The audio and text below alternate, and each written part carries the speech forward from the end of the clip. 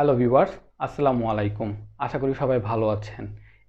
S automation ইঞ্জিনিয়ারিংয়ের পক্ষ থেকে আমি engineer Mohammad Shariful Islam DC drive part 4 video নিয়ে আজ আপনাদের সামনে উপস্থিত হয়েছি। আমার এই ভিডিওটিতে মূলত থাকছে একটি ডিসি ড্রাইভে কিভাবে একটি এনকোডার কানেকশন করবেন এবং সেটা প্রোগ্রামে সেট দিবেন। তো মূলত জানা দরকার আমি কেন একটি ডিসি ড্রাইভে এনকোডার কানেকশন করব, কি জন্য, কি কাজে লাগে এনকোডার।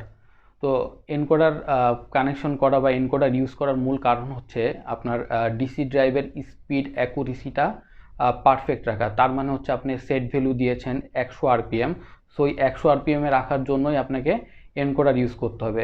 যদি এনকোডার ইউজ না করেন তখন আপনার মোটরটাতে যখন লোড পড়বে, লোডে যাওয়ার কারণে তার স্পিড কিছুটা কমবে, হয়তো বা আস্তে আস্তে ধীরে ধীরে কমতে থাকবে আপনার লোডটা যত বাড়বে। সো আপনি 100% অ্যাকুরেসি পাবেন না। তো এনকোডারটা হচ্ছে মোটরের ফিডব্যাক সিগন্যাল হিসেবে কাজ করে। আপনি যখন একটা মোটরে এনকোডার লাগাবেন, তার মানে মোটরের স্পিডটা কত আছে সেটা সেন্স করে ড্রাইভকে দিবে। তো স্পিডটা যদি কোনো কারণে কম হয়ে যায়, সেটার সাথে সাথে আবার আপনার ড্রাইভটা যখন ফিডব্যাক সিগন্যালটা পাবে যে এটা কম সিগন্যাল আছে, তখন সে ওইটাকে আপ করে 100 আরপিএম বা আপনি যেটাই দিবেন সেট ভ্যালু, সেই সেট ভ্যালুতে নিয়ে সেট করে দিবে। সো এই জন্য আপনি 100% অ্যাকুরেসি পাবেন স্পিডের। তো আমাদের ইন্ডাস্ট্রিতে বিভিন্ন সেক্টরে, যেমন পেপার মিল বা আদার্স বিভিন্ন সেক্টরে বা বিভিন্ন মেশিনে আমাদের ডিসি মোটর চালানোর জন্য 100% অ্যাকুরেসি দরকার হয় স্পিডের। সো আপনি এনকোডার অথবা টেকো জেনারেটর, এই দুইটা ডিভাইস আছে, এই দুইটা ডিভাইসের যে কোনো একটি ব্যবহার করে আপনার স্পিড অ্যাকুরেসিটা 100% রাখতে পারেন। তো এই কারণেই হচ্ছে মূলত এনকোডার ইউজ করা। আর আমি এই ভিডিওতে আপনাদেরকে টোটাল এনকোডার কীভাবে কানেকশন করা, প্রোগ্রামে সেট করা এবং চালিয়ে দেখানো, সবগুলো জিনিসই দেখাবো। প্লাস হচ্ছে কানেকশন ডায়াগ্রামে কীভাবে কানেকশন হবে সেটাও দেখাবো। আর আপনারা তো জানেনই আমি মূলত ABB DCS800 ড্রাইভ নিয়ে কাজ করতেছি। সো আপনারা দেখলে একবারে ক্লিয়ার বুঝতে পারবেন কিভাবে কানেকশন করতে হয় বা ওভারঅল সিস্টেমটা কি আছে। সো আপনারা সম্পূর্ণ ভিডিওতে দেখবেন, আশা করি এখান থেকে আপনারা অনেক গুরুত্বপূর্ণ কিছু ইনফরমেশন পাবেন। সম্পূর্ণ ভিডিওটি দেখার পরে যদি ভিডিওটি ভালো লেগে থাকে, ভিডিওটিতে লাইক দিয়ে চ্যানেলটি সাবস্ক্রাইব করে পাশে থাকা বেল আইকনটি বাজিয়ে দিবেন আমার পরবর্তী ভিডিওগুলো পাওয়ার জন্য। তো চলুন আর বেশি দেরি না করে মূল ভিডিওটি শুরু করা যাক। আজকের এই ভিডিওটিতে আমি এই এনকোডারটা নিয়ে কাজ করেছি। এটি একটি রোটারি এনকোডার। এটির মডেল হচ্ছে E80H3G-1024-6-L-5। এখান থেকে দুটো জিনিস খুব ইম্পর্টেন্ট, এটা মনে রাখতে হবে। সেটা হচ্ছে 1024, এটা হচ্ছে PPR, মানে হচ্ছে পালস পার রেগুলেশন, অ্যান্ড লাস্টে যে 5টা আছে এটা হচ্ছে গিয়ে এটার ভোল্টেজ, অর্থাৎ নেম প্লেটে দেওয়াই আছে DC 5 ভোল্ট প্লাস মাইনাস 5%। এখানে দেখেন ব্ল্যাক কালারটা হচ্ছে A প্লাস, রেড কালারটা হচ্ছে A মাইনাস, হোয়াইট কালারটা হচ্ছে B প্লাস, গ্রে কালারটা হচ্ছে B মাইনাস। অরেঞ্জ আর ইয়েলো আমি এখানে ইউজ করব না, এখান থেকে ব্লু কালারটা ইউজ করব 0 ভোল্ট, এবং হচ্ছে ব্রাউন কালারটা হচ্ছে প্লাস ভোল্ট, দ্যাট মিনস এটা হচ্ছে 5 ভোল্ট। এবার চলেন কানেকশনটা দেখি। ফার্স্টে A প্লাস যেটা বললাম সেটা 1 নম্বরে কানেকশন করছি, ব্ল্যাক কালার। এবার দেখেন একবার মিলাই দেখাই। ব্ল্যাক কালারটা, তারপর হচ্ছে গিয়ে 2 নম্বর পোর্টে কানেকশন করা হচ্ছে X5 এর, 2 নম্বর পোর্টে কানেকশন করা হচ্ছে রেড কালার, 3 নম্বর পোর্টে হচ্ছে হোয়াইট কালার, 4 নম্বর পোর্টে হচ্ছে grey colour. That means A plus, A minus, B plus, B minus, এই চারটা পরপর কানেকশন করা হয়েছে। তারপর হচ্ছে কি ব্লু কালারটা হচ্ছে 0 ভোল্ট, আমি হচ্ছে এবার হ্যাঁ ব্লু কালারটা হচ্ছে 0 ভোল্ট। এখানে হচ্ছে আপনার ব্লু কালার কানেকশন হয়েছে এবং 10 এ লাগানো হয়েছে প্লাস 5 ভোল্ট। তো এইটা টোটাল কানেকশন সিস্টেমটা আমি আপনাকে সার্কিট ডায়াগ্রাম আর একটু ভালোভাবে ক্লিয়ার করে বুঝিয়ে দিতে পারবো, বাট আমি যখন এই ড্রাইভের সার্কিট ডায়াগ্রামটা দিব তখন আপনারা আরো ক্লিয়ার বুঝতে পারবেন। এবার হচ্ছে আমি প্যারামিটারটা সেটিং দেই, এনকোডারের জন্য আমাকে কি প্যারামিটার সেটিং দিতে হবে। এখানে হচ্ছে গিয়ে parameter group 50 speed measurement, speed measurement, এই প্যারামিটার গ্রুপটিতে হচ্ছে এনকোডারের সেটিং মূলত। এখানে আপনাকে এনকোডার সেট দিতে হবে। M1 স্কেল, স্পিড স্কেল এটা দরকার নাই, এটা 0 আছে, 0 আরপিএমই থাকবে।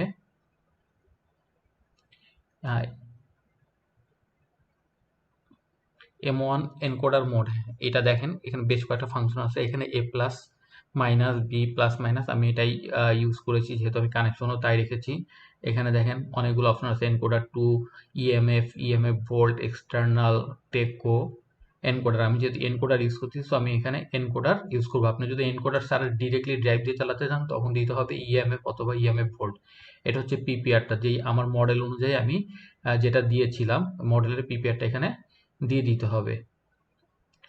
ম্যাক্সিমাম এনকোডার টাইম 3 মিলি সেকেন্ড। বাকি এই যে সেটিংগুলো আছে এগুলো মূলত ডিফল্ট সেটিং আকারে দেওয়া আছে, এগুলো যেভাবে আছে সেভাবেই থাকবে, এগুলো কোনো কিছু চেঞ্জ করার দরকার নাই আপনাকে। প্রথম যে আমি 4টা বা 5টা সেটিং দেখিয়েছি ওই 5টা সেটিংই বেশি ইম্পর্টেন্ট। এবার আমি ব্যাকে চলে যাই, গিয়ে ড্রাইভটা রান করি। ওকে, আমার ড্রাইভটা রান হয়েছে। দেখেন এই যে রিমোটের পাশে রোটেশন সিম্বলটা ঘুরতেছে, তার মানে আমার ড্রাইভটা রান সিগন্যাল পেয়ে গেছে। এবার আমি এটাকে স্পিড ইনক্রিজ করি, ধীরে ধীরে স্পিডটা ইনক্রিজ করতে থাকি। ওকে, আমি এটা 500 পর্যন্ত নিয়ে যাই একবারে, সেটাই বেটার হবে বোঝানোর জন্য।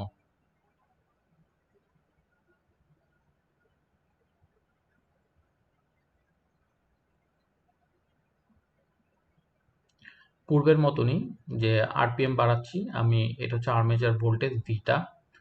তো আর্মেচার ভোল্টেজটা বাড়তেছে, যেহেতু ডিসি মোটর আর্মেচার ভোল্টেজের উপরে ডিপেন্ড করে। আর ডিসি মোটর আরপিএম, আপনি আর্মেচারে যত ভোল্টেজ দিবেন মোটরটি স্পিড তত বাড়বে। এখানে হচ্ছে ফিল্ড সাপ্লাইটা কনস্ট্যান্ট 220 ভোল্ট। ওকে, 500। এবার 500 আমার মোটর স্পিডটা একটু চেক দেই। এখন 500 আরপিএম এই মোটরটা ঘুরতেছে। আশা করি ক্লিয়ার বোঝা যাচ্ছে মোটরটা। এবার চলেন এনকোডারটা কিভাবে সেট করা আছে, যে মোটরের পিছনে এখানে এনকোডারটা লাগানো আছে। এখান থেকেই হচ্ছে মূলত মোটর থেকে যে স্পিডটা আছে এই স্পিডটা সেন্স করে এই এনকোডারটা ড্রাইভকে দেয় ফিডব্যাক সিগন্যালটা। এই ফিডব্যাক সিগন্যালটা মোটরের অ্যাকুরেট আরপিএমটা ড্রাইভ বুঝতে পারে যে কত আরপিএম ঘুরতেছে। তো আমার সেট ভ্যালুটা যেটাই দেওয়া থাক, যে কোনো কারণে কম বেশি হোক না কেন, সে ওইটা অ্যাডজাস্ট করে নিয়ে অ্যাকুরেট সেট মানে আরপিএমেই সে কী করবে, মোটরটা রান করবে। এখন স্টপ করে দিলাম। এটি মূলত DCS800 ড্রাইভের সার্কিট ডায়াগ্রাম, যে ডায়াগ্রামটি আমি আপনাদেরকে আমার ডিসি ড্রাইভ পার্ট 3 ভিডিওতে খুব ভালোভাবেই বুঝিয়েছি। এখন যেহেতু আমি শুধুমাত্র এনকোডার নিয়ে কাজ করেছি, সো শুধুমাত্র আমি এনকোডার পার্টটুকুই দেখাবো। জি, এখানে হচ্ছে আমার এনকোডার এই অংশটুকু X5-এ যে কানেকশন 6টা আমি করেছিলাম আপনাদেরকে দেখিয়েছি আমার ড্রাইভে। জাস্ট এইটা এখন আমি আমার সার্কিট ডায়াগ্রামে কিভাবে আছে সেটা দেখাচ্ছি, ড্রাইভে কিভাবে থাকে। আর X5 নম্বর টার্মিনালের হচ্ছে 1 নম্বরে হচ্ছে ব্ল্যাক কালারটা লাগিয়েছিলাম, যেটা আমার এনকোডারে ছিল A+। 2 নম্বর কানেক্টরে লাগিয়েছিলাম রেড কালারটা, যেটা ছিল হচ্ছে এনকোডারে A-। 3 নম্বর কানেক্টরে লাগিয়েছিলাম হচ্ছে হোয়াইট কালারটা, যেটা ছিল হচ্ছে B+। 4 নম্বর কানেক্টরে লাগিয়েছিলাম গ্রে কালারটা, যেটা মানে হচ্ছে B-। এবং ব্লু কালারটা লাগিয়েছিলাম 7 নম্বর কানেক্টরে কানেকশন করা হয়েছিল, যেটা হচ্ছে 0 ভোল্ট। এবং ব্রাউন কালারটা দিয়েছিলাম আমি 10 নম্বর কানেকশনে। সো এটা হচ্ছে গিয়ে 5 ভোল্ট। এবং এই টোটালটা হচ্ছে শিল্ড কেবল, এটা একটা গ্রাউন্ড অপশন আছে, আমি বাকি শিল্ডটা গ্রাউন্ড করে দিয়েছি। এটাই হচ্ছে গিয়ে মূলত এনকোডারের কানেকশন ডায়াগ্রাম। এখন আমি প্যারামিটার সেটিংয়ে আপনাদেরকে দেখিয়েছিলাম A+, B+, যেহেতু আমি প্যারামিটারে A+, আর B+, সেটিং করেছি, তো আমি আপনাদেরকে কানেকশনে এই 4টা পার্ট নিয়ে এসেছি। এবং এনকোডার সাপ্লাই, এই অংশটা হচ্ছে এনকোডার সাপ্লাই। 7 হচ্ছে 0 ভোল্ট এবং 10 হচ্ছে 5 ভোল্ট। এই 7 এবং 10 দিয়েই মূলত এনকোডারে 5 ভোল্ট পাওয়ার সাপ্লাই দেওয়া হয়েছে। আশা করি আপনারা এনকোডারের কানেকশন সেটিং এবং প্রোগ্রামিং দুটি বুঝতে পেরেছেন। যদি ভিডিওটি ভালো লেগে থাকে একটি লাইক দিয়ে সাবস্ক্রাইব করে পাশে থাকা বেল আইকনটি বাজিয়ে দিবেন আমার পরবর্তী ভিডিওগুলো পাওয়ার জন্য। এবং ভিডিওটি আপনার অন্য বন্ধুদের সাথেও শেয়ার করতে পারেন যাতে তারা দেখে উপকৃত হতে পারে।